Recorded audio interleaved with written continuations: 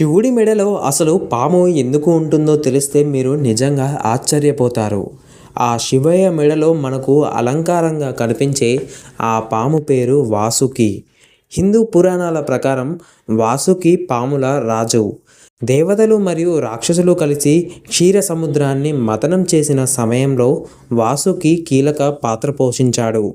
మందర పర్వతానికి తాడుగా కట్టబడి ఉండటానికి వాసుకి అంగీకరించి రెండు వైపుల నుండి పర్వతాన్ని మథనం చేసే ప్రక్రియలో సహాయం చేశాడు.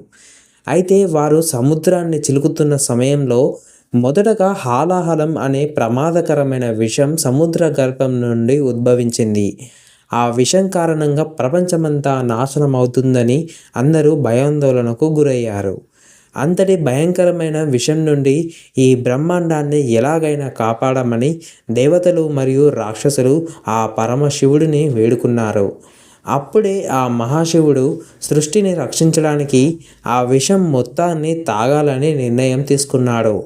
శివుడు ఆ హాలాహలాన్ని తాగుతూ ఉంటే భక్తుడైన వాసుకి కూడా ఆ విషాన్ని తాగాడు. అయితే శివుడు సమస్త లోకాన్ని కాపాడేందుకు ఆ విషాన్ని తాగేశాడు. కానీ ఆ విషం కంఠం దాటి శరీరంలోకి ప్రవేశిస్తే చాలా ప్రమాదకరమని తెలుసుకొని పార్వతీదేవి ఆ విషం ఆయన కంఠం నుండి కిందకి దిగకుండా ఆయన గొంతును గట్టిగా నొక్కి పట్టుకుంది. కానీ పార్వతి శివుడి కంఠాన్ని ఎక్కువసేపు అలా నొక్కి పట్టుకొని ఉండలేదు. కాబట్టి శివుడి పరమభక్తుడైన వాసుకి, పరమేశ్వర, నేను మీ మెడను చుట్టుకొని ఈ విషం కిందకి దిగకుండా ఆపుతాను.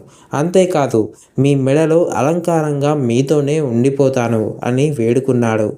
శివుడు సంతోషించి ఓ చిరునవ్వుతో అంగీకరించాడు. అప్పటి నుంచే వాసుకి శివయ్య మెడలో శాశ్వతంగా నిలిచిపోయాడు. మరి ఇదండి ఆ పరమేశ్వరుడి లీలలు.